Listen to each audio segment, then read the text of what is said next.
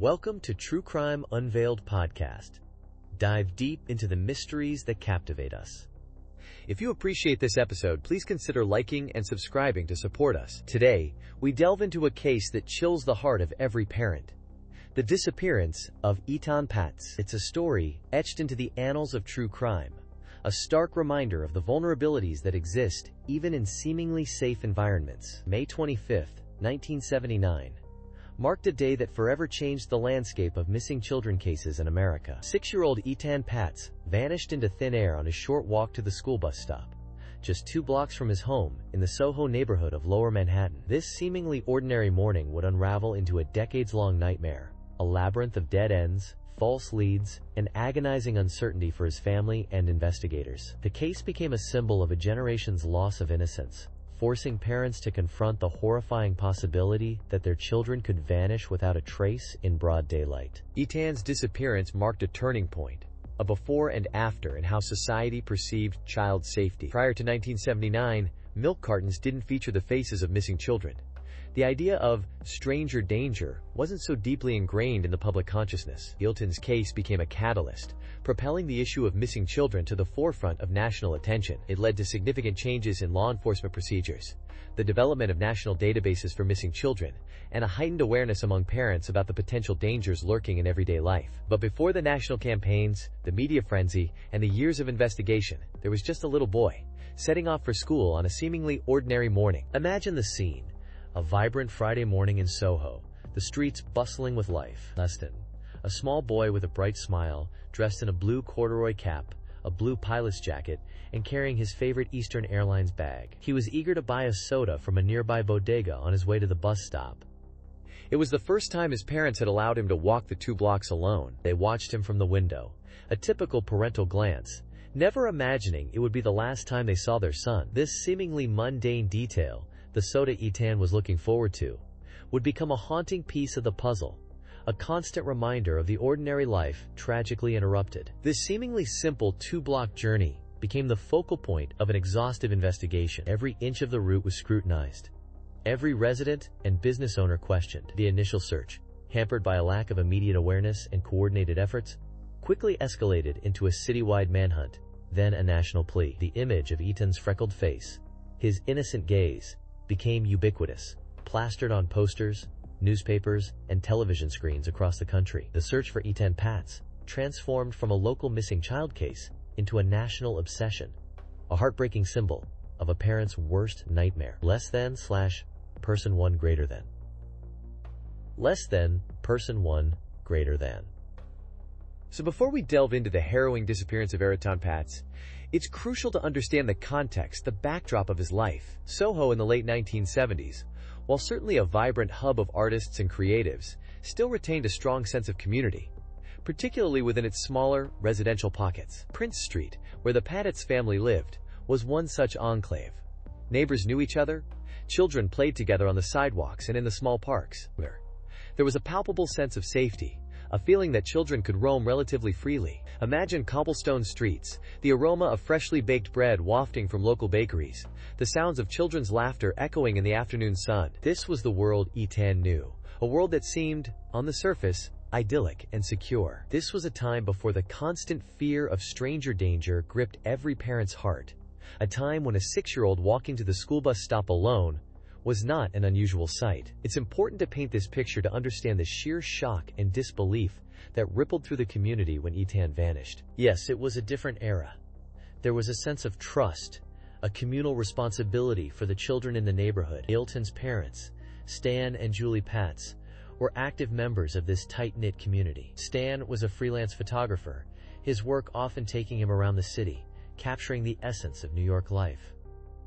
Julie ran a small catering business from their loft apartment. Their home, a converted industrial building, was filled with art and the energy of creative pursuits. Etan, described as a bright, inquisitive child with a mop of red hair, was a familiar face on Prince Street. He was often seen playing with his younger sister Shira, or exploring the neighborhood with other children. He loved magic tricks, and neighbors recalled him eagerly showing off his latest illusions. His parents encouraged his independence, allowing him to walk the 2 blocks to the bus stop for the first time that very morning. It was a milestone for Etan, a symbol of growing up, of gaining a new sense of freedom in his familiar world. It was May 25, 1979, a Friday, the start of a Memorial Day weekend.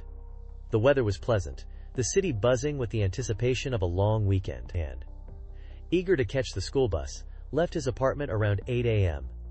He was wearing a blue Eastern Airlines cap, a blue corduroy jacket, gray pants, and blue sneakers. He had $1 in his pocket, money he planned to spend on a soda at a bodega near the bus stop.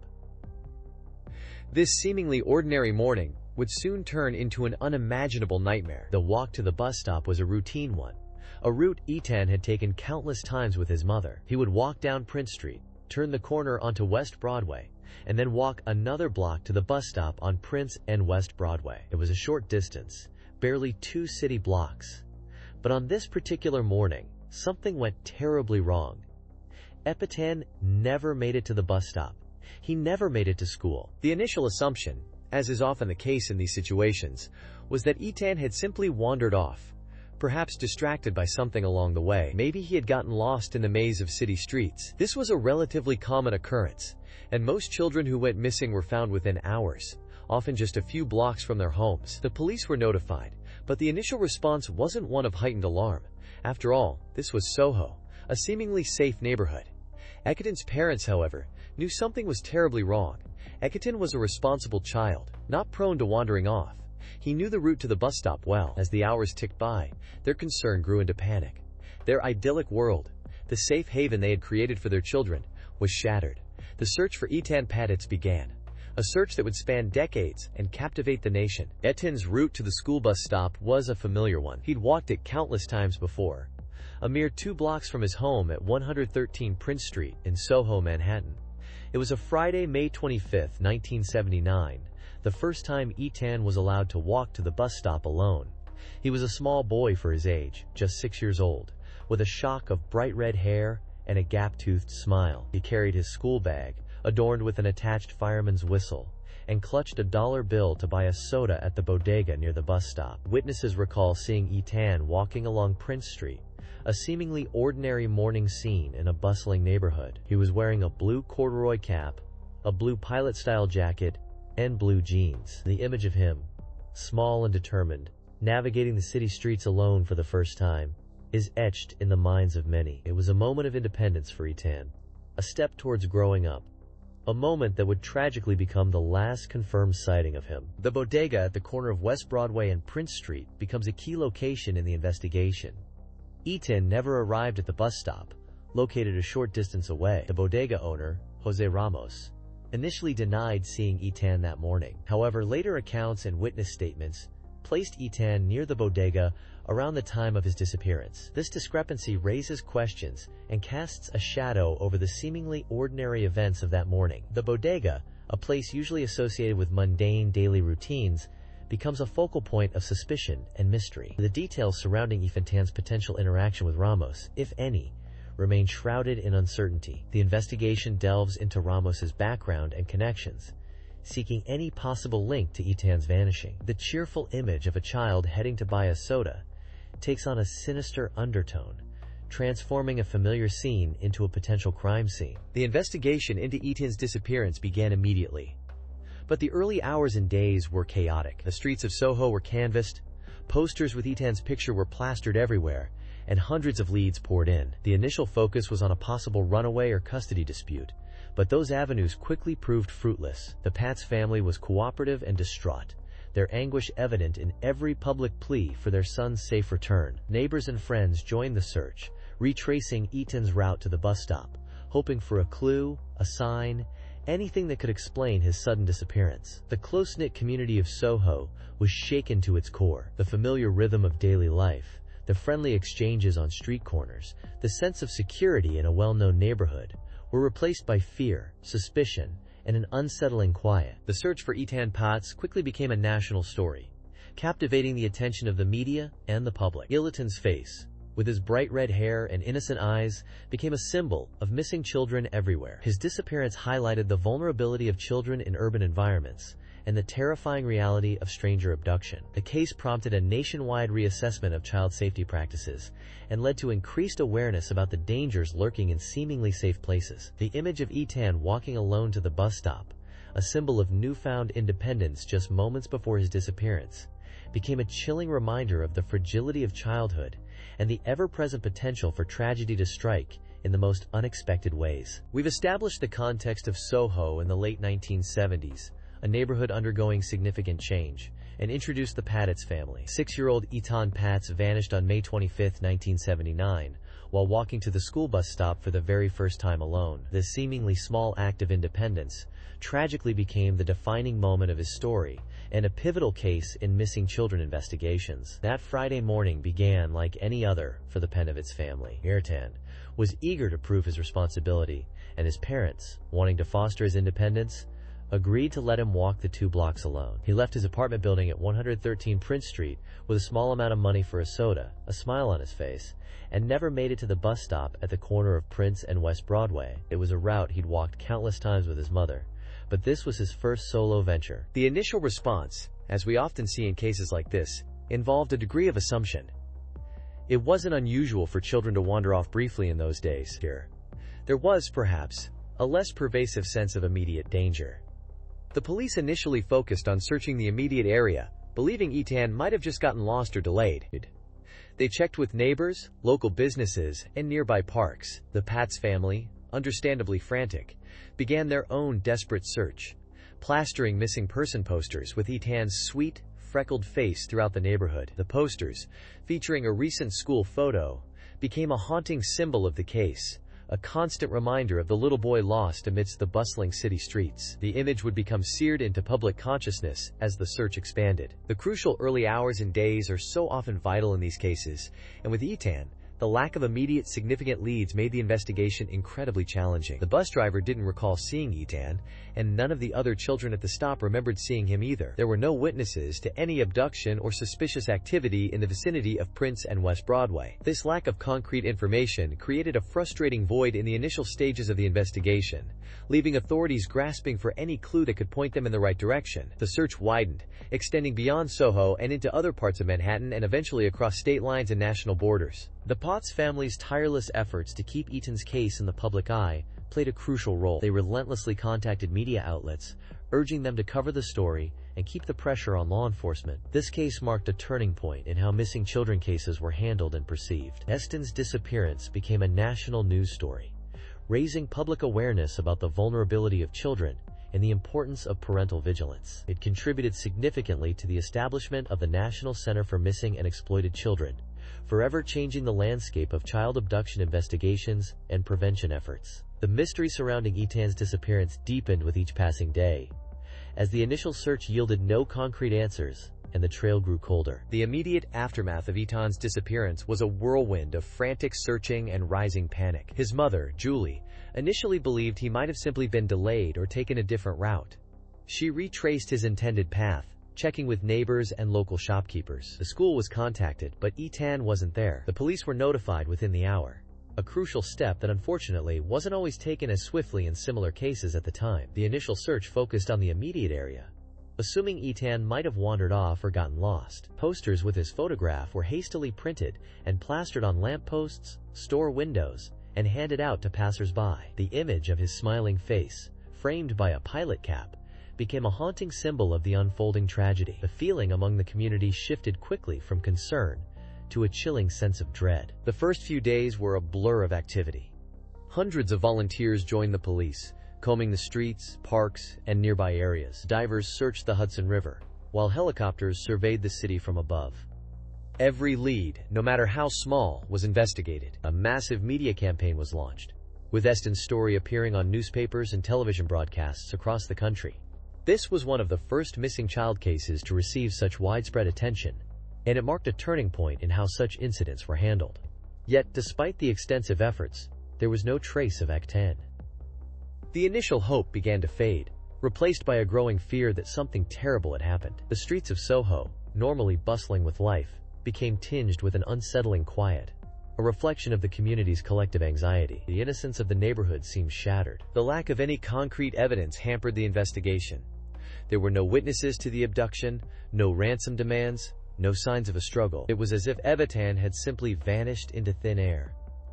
This absence of clues fueled speculation and rumors. Some whispered about a possible custody dispute, though this was quickly dismissed by investigators. Others pointed fingers at local drifters or individuals known to have a history of preying on children. The police followed every lead, conducting countless interviews and background checks. The investigation stretched from New York City to other states, even internationally, as the desperate search for answers intensified. The case quickly became a media sensation, with daily updates and analysis, further amplifying the public's fear and fascination. The impact of Etan's disappearance resonated far beyond SoHo. It struck a nerve with parents across the country, forcing them to confront the terrifying reality that their children could be snatched away in broad daylight. The case became a symbol of the vulnerability of children in urban environments, a stark reminder of the dangers lurking beneath the surface of everyday life.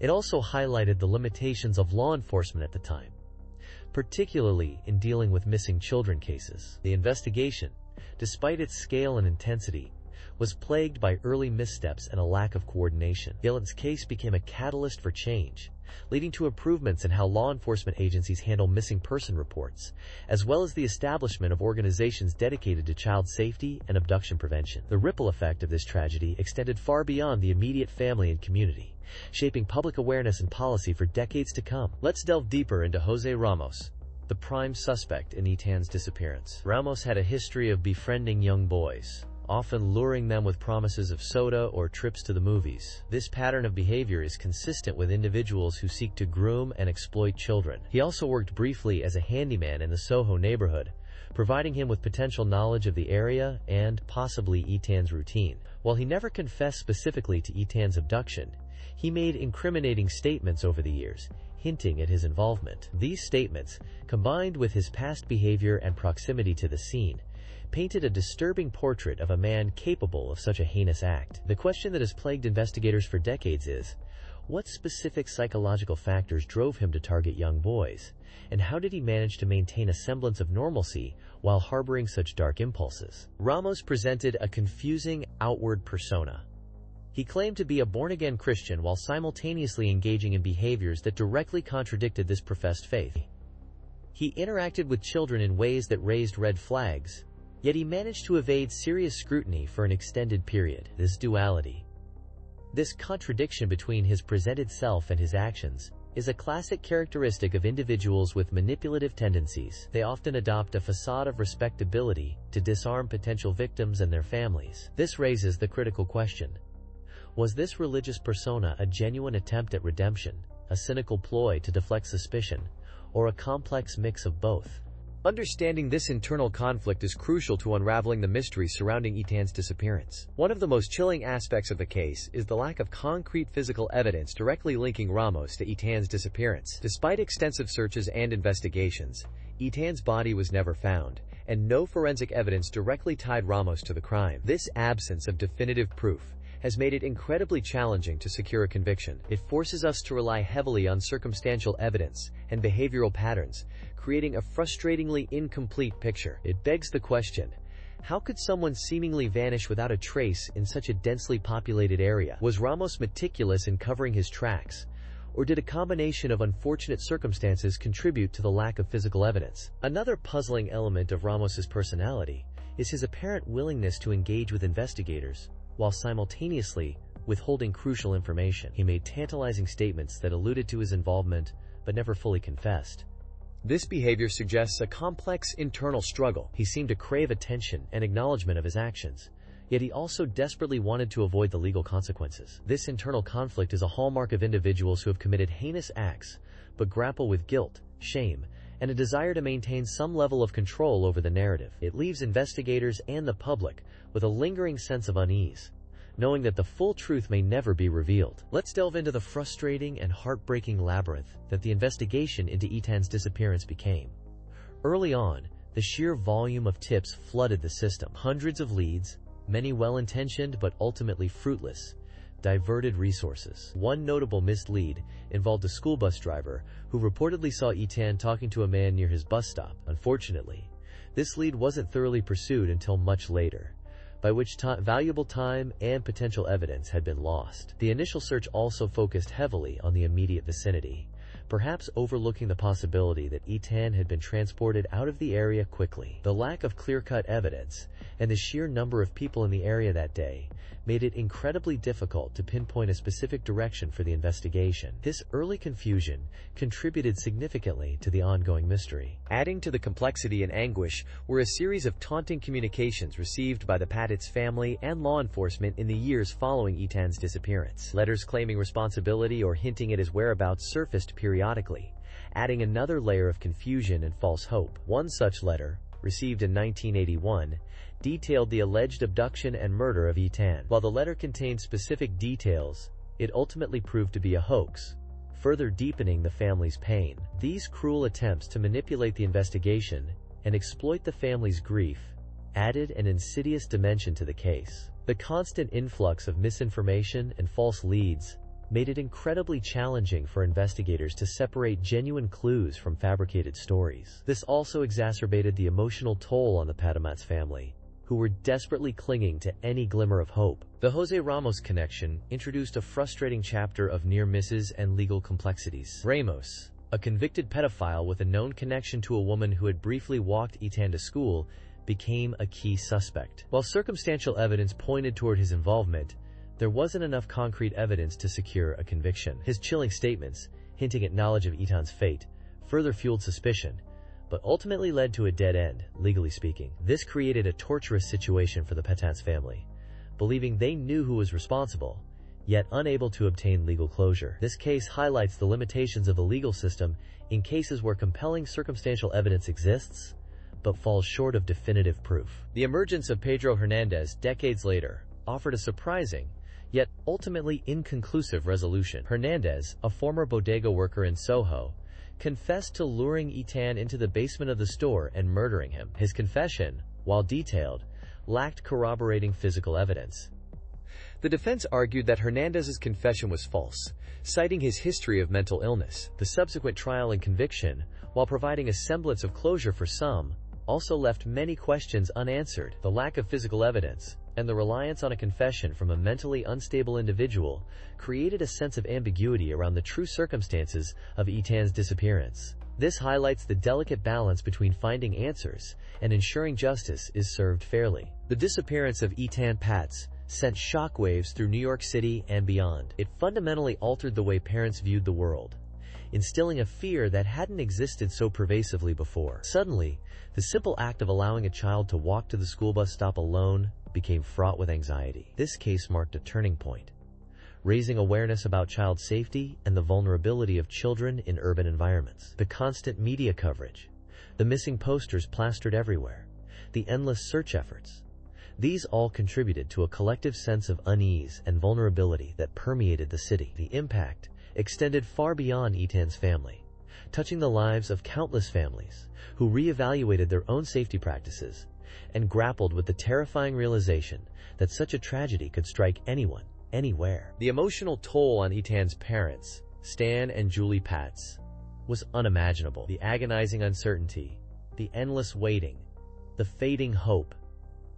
It's a burden no parent should ever have to bear. They lived for decades not knowing what happened to their son, constantly replaying the events leading up to his disappearance, questioning every decision they made. The media attention, while helpful in spreading awareness, also intruded on their grief, forcing them to relive their trauma publicly. They became unwilling symbols of a national tragedy, forever linked to the image of their missing son. Their perseverance in keeping Etan's memory alive and advocating for missing children is a testament to their strength and resilience in the face of unspeakable loss. The Patz family wasn't alone in their suffering. The SoHo community, where Etan lived, was deeply affected by his disappearance. The close-knit neighborhood, once considered a safe haven, was forever changed. Neighbors who had known Etan, children who had played with him, were left with a lingering sense of fear and vulnerability. The case eroded the sense of community trust and instilled a sense of paranoia that persisted for years. The annual commemorations of Etan's disappearance serve as a reminder of the tragedy and the long-lasting impact it had on the neighborhood's psyche. Even today, the case continues to evoke strong emotions and a sense of shared loss within the community. Beyond the immediate family and community, Etan's disappearance contributed to a broader cultural shift in how society perceived childhood and safety. It fueled a growing awareness of the dangers children face, leading to increased parental vigilance and changes in law enforcement practices. The case played a significant role in the development of the missing children's movement and the creation of national databases for missing children.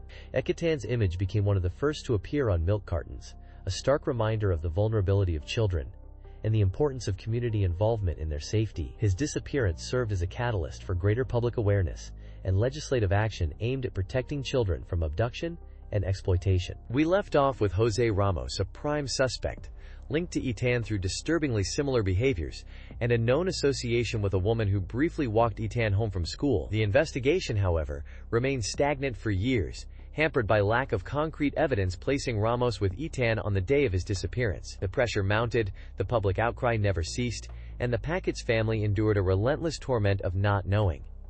But the case, though cold, was far from closed.